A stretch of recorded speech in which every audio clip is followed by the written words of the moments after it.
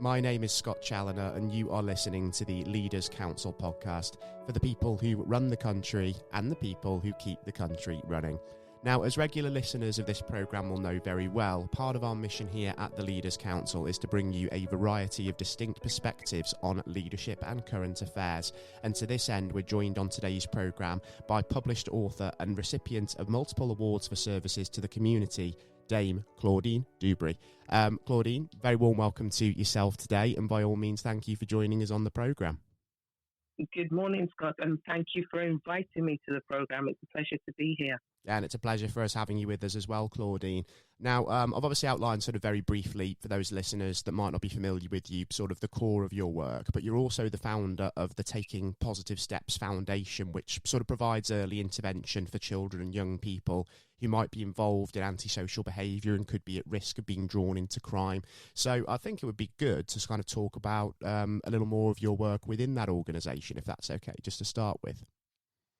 Okay, so I'm one of the directors of Taking Positive Steps Foundation, a foundation that was set up in 2017, I believe. Our main focus is to engage with children and young people who are either caught up in gang, unlawful group association, those who are on the periphery of being excluded from school or have already been excluded from schools, those who are in alternative education provisions, and also their family, because when we look at children and young people who are caught up in these situations, it's not just about them, but it's also about how it impacts on the wider family. So we then broaden our net by looking to see how we can support the families, whether it be a two-parent family or a single family and their siblings. So the net that we cast is quite wide. We also do, we run a training program in some of our high security prisons for those who may have committed a crime and are now incarcerated for those crimes. As we say, they might have been what the media call gang-affiliated crimes, and also training around social workers and how social workers engage with what is often described as hard to reach children, young people and families.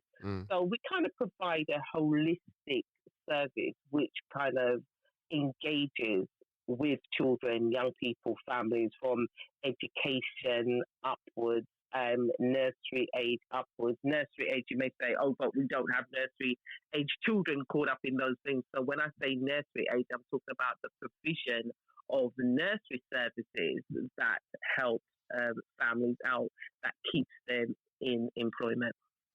Yeah, certainly makes sense from my perspective. And there is a sort of a real acknowledgement, isn't there, from people that are working within sort of children and young people's services at the moment, that the system that's currently out there and the different kind of services there are, it is quite fragmented, isn't it? So it's very much kind of that wide net that you have cast that you talked about there. You could argue that that's needed, and even yourselves, you recently published a report, didn't you, the eponymous Duberry report, which sort of looked at sort of how families and sort of engagement were impacted by the fact that the system is as fragmented as it is. So what sort of things did sort of that uncover, if we just touch on that for a moment? Yes, so as you said, the Duberry report is out there. It's doing its thing. It's getting into the various organisation institutions, and it's creating a lot of conversation. But we want more than just conversation. We actually want that to be actions. So what it was, the Duberry report came out of the death of a young man that we worked with. And when we looked back at his life, what we looked back at was the various institutions that were engaged with him before his death, and how we say they failed him. So if we took school, for instance, he was constantly running late to school. He constantly failed to hand in his homework. He failed to attend detentions, which was the punishment for not handing in your homework, or the punishment for being late for school. but nobody stopped to look at, well, why is this child displaying these behaviours? Why is it that he's finding it challenging to get to school on time? Why is it he's finding it challenging to do his homework? And although I spoke to a lot of teachers when I was doing that piece of research, they said, well, then Claudine, I think it's a bit about the fact that we're here as teachers. We're here to deliver an education. We don't necessarily look at the welfare of a child. Well, if you're not going to look at the child in its holistic form, then how can we expect to deliver education? So I'm not knocking teachers, because right now I think teachers have a really hard job. Our classroom numbers have increased and increased over the years. So we've gone from having something like 20, 22, 25 children in the class to having 30 and sometimes 32 children in the class. So their work is really challenging, but we can't remove it from the fact that the children spend 95% of their time in the education environment. So we've got to be able to stop and take a look at what's going on. Now, if we go back to primary school education, where we have one teacher a year, so that teacher really gets to know that child. It's very different when they go on to senior school, because then we have something like 10 teachers, and these children are constantly moving around the school throughout the learning day. So does that teacher really have time to get to know that child? For me, the answer is no. So that was the school. And then we looked at social services. There was a time when children's services were alerted about this family, and they went in and they did a very quick assessment of the family and their family needs, and they chalked it down to, oh no, the family is actually okay. Whereas the family weren't okay, but the family were actually afraid to say, actually we're struggling here, or actually we're in a crisis, because mum feared her children being removed by social services. Now, I think that's a bit of a double-edged sword if we look at it that way, because recently we've had a number of children, babies, who have died in our community, who have been failed by social services. But then the flip side of it is we've got social services going in and saying, no, everything's actually okay, and going away. So being a ex-social worker also, I actually appreciate the struggles that they have. So as you said, and that's just two of the services that we looked at. We looked at the engagement of the police, we looked at the engagement of youth services, mental health services, and it went right across the board of the institutions who I say are actually fractured. And we're fractured because, there's no joint up working. We're fractured because everybody's kind of running around paying attention to their own business. And where's the community? The community is so fragmented that nobody's paying attention to anything else that's happening next door. We've got so many children that are being groomed and brought into a different world, but parents are not seeing it, or parents are kind of busy, or parents are not informed enough about what this actually means, that there's so many pieces to this puzzle, but we need to take a stop and say, okay, how can we take it all apart and put it back together piece by piece to make sure that all the systems who are out there, who are supposed to be child and family focused, are actually doing what they're supposed to be doing. Yeah, I can certainly see where you're coming from there. And do you think that part of the problem is the fact that, we call these institutions, do we think that it's because they're kind of overly institutionalized? So basically there's so many kind of layers of procedure and bureaucracy that obviously social workers, teachers have to adhere to, that maybe, the time isn't there for them to kind of focus on these kind of key signs that they should be seeing? Well, as I said before, it is my impression that because we have so many layers to get through in order for individuals to get a service, that individuals are often overpassed. If we look at children's services, we've got our social workers who will go and do an assessment, and then they will have to report that back to their manager.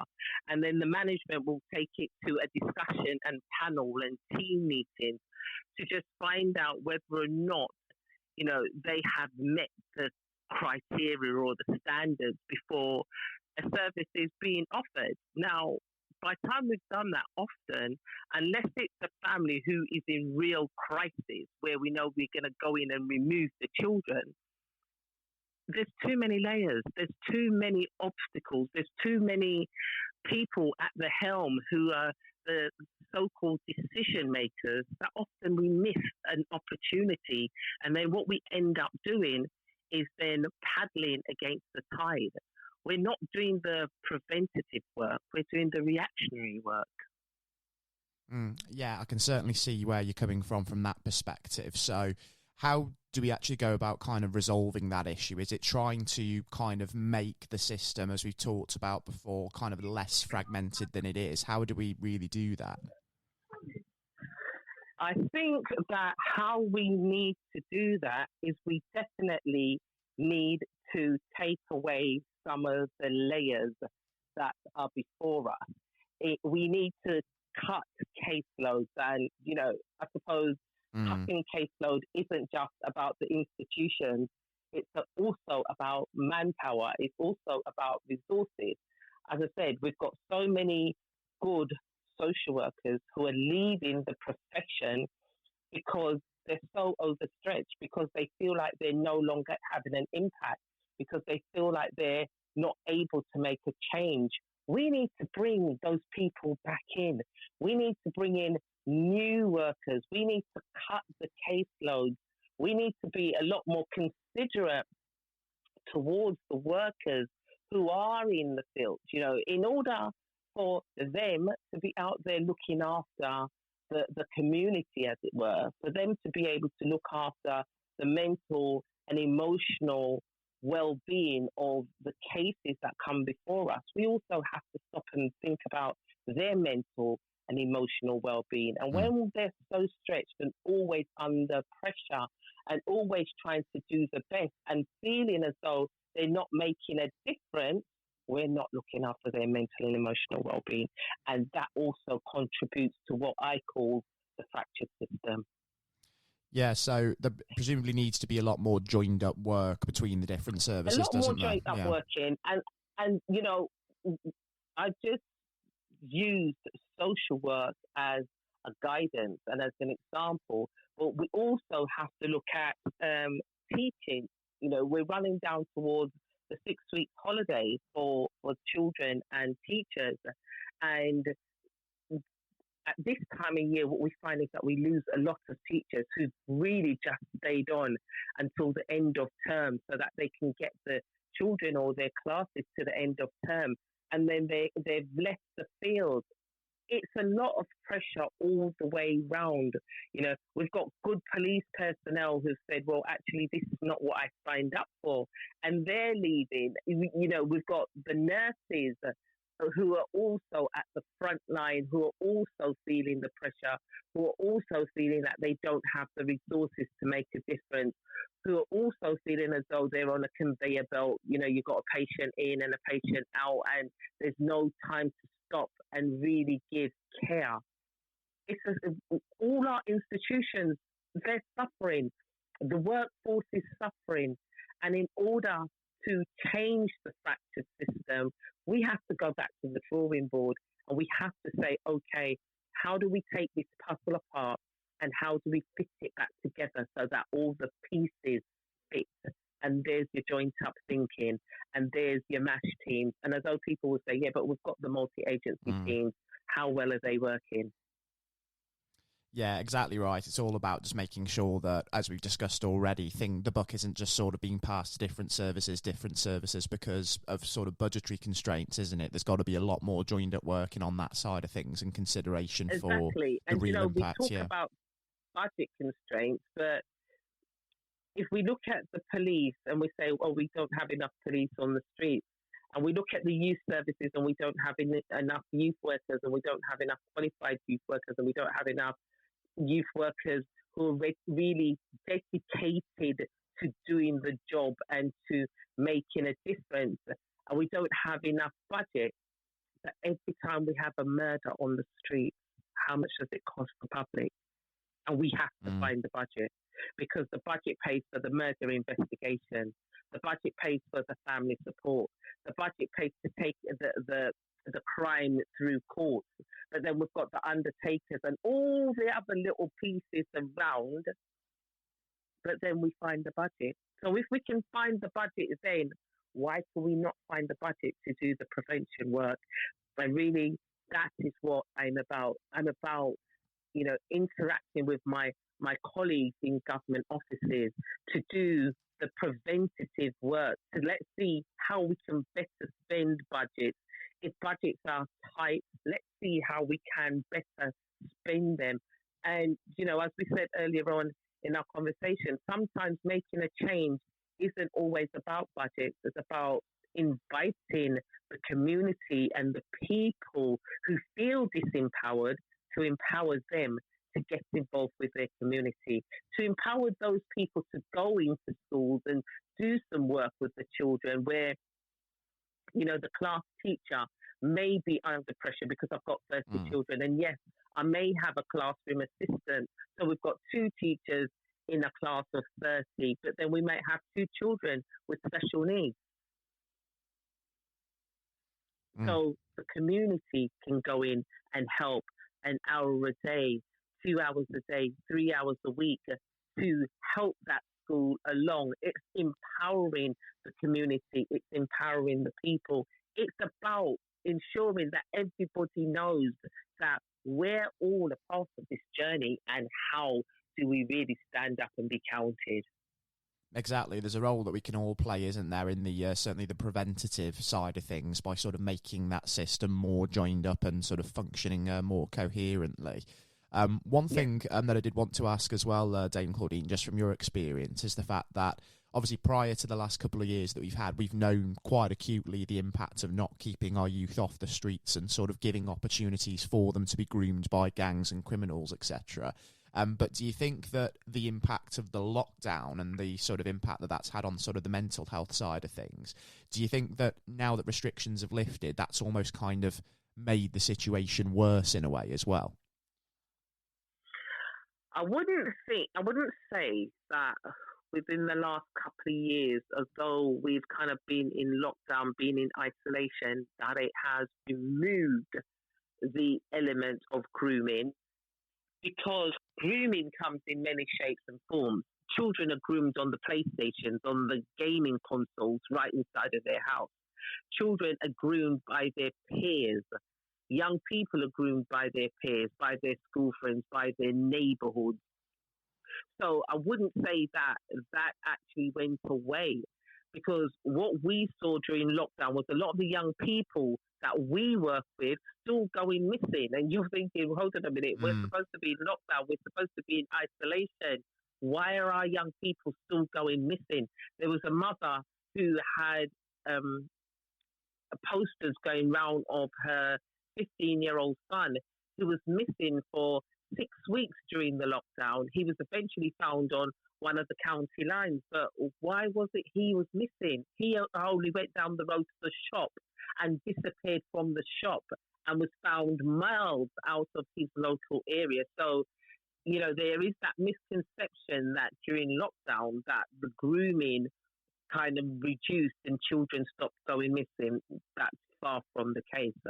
And in terms of their mental well-being, I think that the mental well-being of children and young people who went through the lockdown is now going to be very high on the agenda. Because what I have seen is a lot of CAMS, who are the Children and Adolescents Mental Health Service, saying that we're overstretched. We can't take any more children. There's a long waiting list. They're now providing satellite services of other organizations who can just come in and do the quick pieces of work or the easier pieces of work where you don't necessarily need ongoing counselling, or you may not need medication, or can you link into your GP just to see if they can hold on to that child, that young person, until we can get to them. So even that service is overstretched, and a lot of young people are suffering because they can't get a service. And that's the thing, isn't it? I mean, we've seen already the impact of, people being left waiting for vital services. And obviously, if the mental health services are going down the same route, then there's only the chance of further crisis developing as a result of this, isn't there? So it's something we've got to be very, very careful about. We're going to have further crises that's going to develop. We've got children as young as 6 and 7 and 8 waiting to go into camps, and you think, but they're only little, they're still babies. Why are they needing a service? But what we saw during lockdown was children became very isolated. They became very detached. And although we talk about the crisis that may be going on in our education system, this is still somewhere where they go and they socialize and they meet friends, and it is part of their network. And we took that away, and a lot of them stayed at home. And if they didn't have siblings, then it was just them and mum and dad. And that impacted. And then what they would do was they would have a lesson online a day where they make done registration with the tutor, and then the tutor would tell them what the work was for the day, and then they were supposed to go away and do it, and then come back at lunchtime and discuss the work. Well, that in itself was very hard and very challenging. And I remember during that time, I spoke to a lot of schools and said, well, this is actually not working. What we need is actually teachers online for the whole day, teaching a classroom.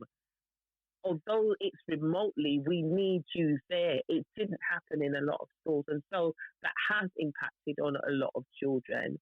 And mentally, a lot of children didn't understand, well, why can't I go out? Why can't I go to the park?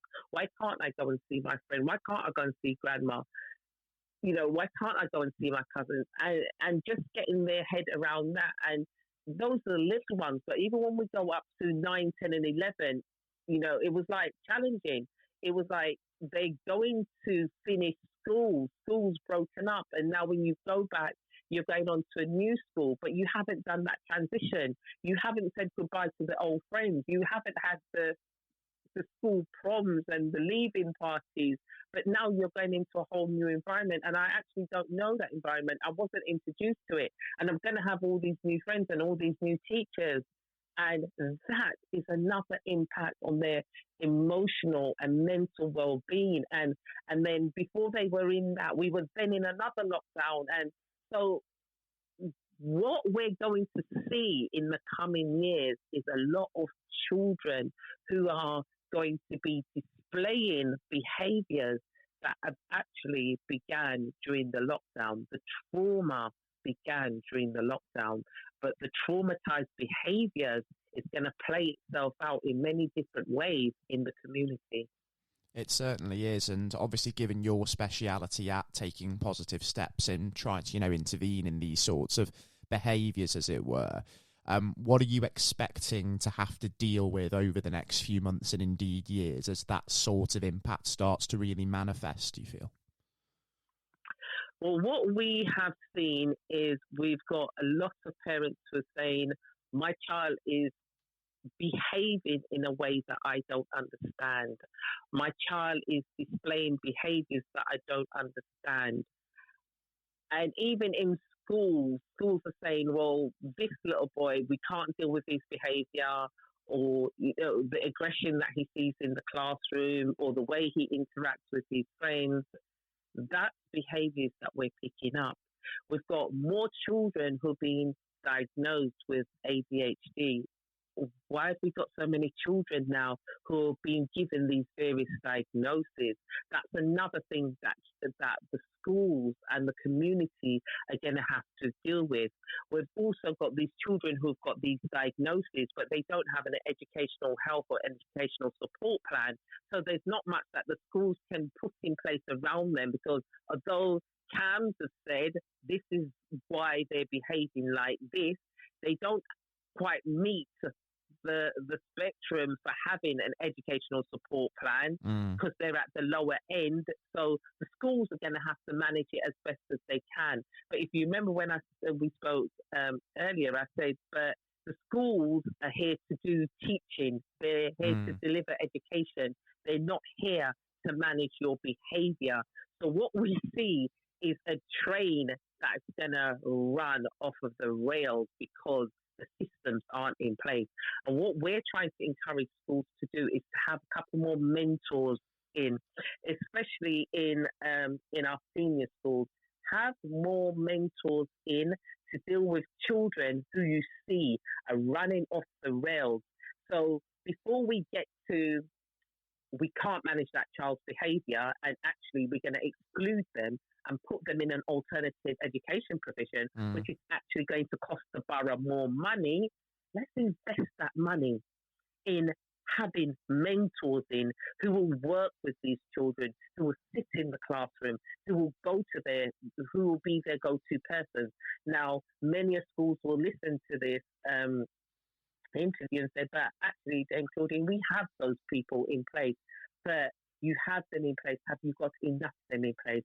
Are they qualified to be able to deal with the trauma of the lockdown, the impact of COVID, the impact of being isolation? Those young people who are being groomed, it's a different kind of mentoring. You can say, I'm going to deal with the naughty child, but why is the naughty child being naughty? What is at the root cause of their behaviour? And that's what Taking Positive Steps specialises in. We go into schools, we go into different organisations, we do training around social work in engaging with children and young people who are being groomed, who are displaying these behaviours, but what is at the root cause of that behaviour? And when we understand the root cause of the behaviours, now we can then move forward. And the moving forward says what we're trying to do is reduce our exclusion numbers. At the moment in the UK, we've got 665,000 children between the ages of 5 and 16 who are excluded from mainstream education and in alternative education provisions. Now, that was a number that was quoted just before the lockdown. Now, if we take the trauma of the lockdown and all its impact and look at where it is going, that number that I've just quoted is going to get a lot higher because there are children who are not going to be able to fit or be comfortable in our mainstream school system. And then the schools who don't quite understand it, or the schools who are here to deliver a service, i.e. education, are going to say, but actually you're disturbing your class from learning, you're disturbing that teacher from delivering a subject, and so we can't have you here. And as I said, it doesn't make the school wrong because, yes, you and I know if we've got our children in that classroom and we've got one or two children who are disrupting that class, we're going to challenge that school as to what are you doing, because that child is stopping my child from learning. And so it should be. But what we need to do is not penalise that child for whatever that root cause challenge is that stops them being in that classroom, or that stops them from doing their learning, but we need to put services around them that is going to help them to learn, that is going to help them to be in that education system. And that's why I said we need more specialist mentors, and that's the service, or part of the service that is run by Taking Positive Steps. And that's needed, isn't it? Because otherwise we're going to be in such a terrible situation where we're so entrenched in this kind of institutionalised system the way that it is, that when you do have a crisis like this and the services aren't there to support a child in need who is displaying those behaviours, they're basically excluded and then allowed to sort of see the situation run out of control simply because, oh, well, dealing with this child is above my pay grade, or we don't have the budget to have someone to come in and deal with them. And it's a real shame, isn't it? And it is a real shame. And yes, sometimes it is above your pay grade, but it's not above the pay grade of your head teacher. And then, as you said, we send you into these alternative education provisions. The alternative education provision will cost the local authority twice the price that it will cost to keep that child, young person, in our mainstream education system. So the budget that we're now going to use to keep you in that alternative education provision, why are we not dedicating it to put in support services into our mainstream system? And then when we put these children and young people into our alternative education provision, what we're doing, we're still stacking the odds against them, because we know that placing them into this alternative provision is basically a dumping ground. It is an environment for which those who are on the streets who have criminal intentions know that the eye has been taken off of that young person who is now in that alternative provision, and very quickly they will be groomed into criminal behaviour. So when they're now groomed into criminal behaviour and they then begin to socialise with those who are displaying antisocial behaviour, unlawful group associations, then other institutions now come into play. So with the system the way it is, and given the work that you are doing at taking positive steps on the ground, Dame Claudine, just before we wrap things up today, what changes do you want to see within the system to make sure that we're getting more support into mainstream education for children where it's needed to be preventative? And what are you sort of hoping, secondly, within your organisation to achieve over this sort of next 12 months, let's say? I would assume that it's all about bringing that exclusion number down as a first port of call. Yes, so what I would like to see, local authorities and other institutions, government offices, collaborating more around reducing the number of exclusions. And that's not just having conversations about reducing the numbers, but that's actually doing the hard work, reducing the number of exclusions. So, for example, as I said, we can have more mentors within the school systems. I met with a head teacher last week, and we were talking about how he reduces, or how he can begin to reduce, the number of young people who are excluded from his school. My answer to him was straight away, if we looked at his registers, we could see the young people who he knew that within the next 3 to 6 months, if their behaviour or their attitude didn't change, that they would be excluded. Right, okay, if you gave those 10, 20 students to take in positive steps, we would come in on a daily basis, even if it was for an hour, or on a weekly basis, 2 days a week, and we would do some work around those children and young people. But we would also roll that work out to doing some work in the community with them and some work in the family homes with them, because oftentimes, as I said to you, we have to look at what the root causes are to their behaviours. Some of these root causes are coming from within the home. So then we have to address what is going on in the home to be able to change the behaviours of those children and young people. So that's the conversations that we want to have a lot more freely with my colleagues in government. We want to have more freely with my colleagues in education and the individual schools in order to reduce numbers. Our numbers are far too high in the UK of children being excluded. If we look at our colleagues across the waters, they don't have those numbers of children and young people excluded, because they make it their mission to not exclude children, but to see how do we work with them to keep them in mainstream. Now, as I also said, not every child is cut out to be within that mainstream classroom. So what we do is we create satellite classrooms that we work with children and young people who can't work within those 30 numbers. We're working with you now in smaller numbers. You may be in a classroom that only has 10 children, but we've kept you within the main school environment. So then you're not placed elsewhere where you're accessible to those with criminal intentions. And so moving forward over the next 12 months, what Taking Positive Steps will be doing, we will be working a lot more with schools. We will be working a lot more with our alternative education providers. We're working a lot more with our colleagues in the Met Police, and we're doing this work. So we do training with our colleagues, but we also show them how we can engage with these children and young people. And that also is an important part of our work, to be able to engage with these individuals, not go along as professionals, not go along and dictate to them what will happen or what they will do, but work with them. That means giving them a voice, listening to what's going on for them or why they're behaving in this way. But also, as I said, trying to get to the root cause to then be able to provide a service which is then suitable for them, which in turn will reduce our numbers.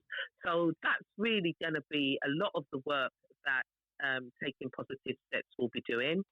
As you said, we've recently published a report which is called the Duberry Report. And if you read the Duberry Report, it tells you the journey of the young man who his challenges began within the education system, within his home, within his peer groups. So then we looked at the contextual safeguarding, but then we lost him anyway to the streets. But if we had done a lot more of the preventative work, we could have saved him. Exactly right, and it's significant food for thought, isn't it? And hopefully we do see sort of a real impact on this side of things in the future, because it is so important that we do get this right and stop this from happening.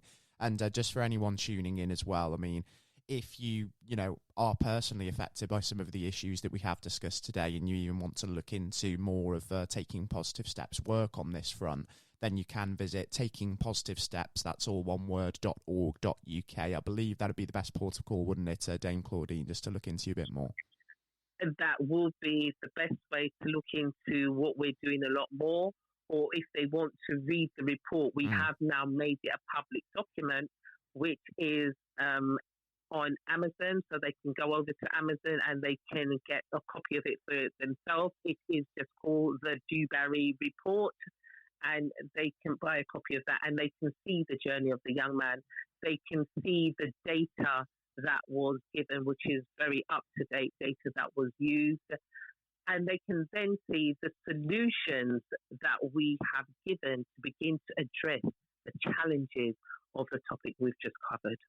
Absolutely right, and it is important that we start to really look into that. And obviously for everybody tuning in as well, if you of course would like to come onto the programme to discuss these issues or any issues relating to your organisation and your work, then just to remind you, you too can apply to be on the Leaders Council podcast via leaderscouncil.co.uk/apply.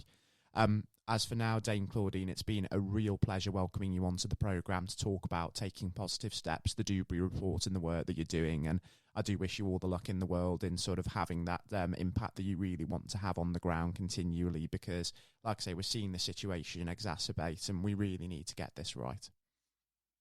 Most definitely.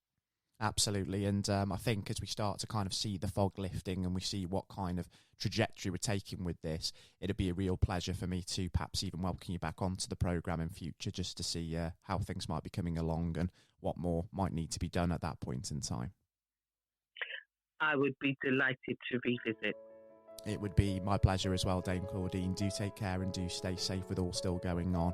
And just a final word to all of our listeners. I do hope that you all thoroughly enjoyed the interview today with Dame Claudine Duberry from Taking Positive Steps. Until next time, you've been listening to the Leaders Council podcast with your host, Scott Challoner today. Please do take care, everyone, and goodbye.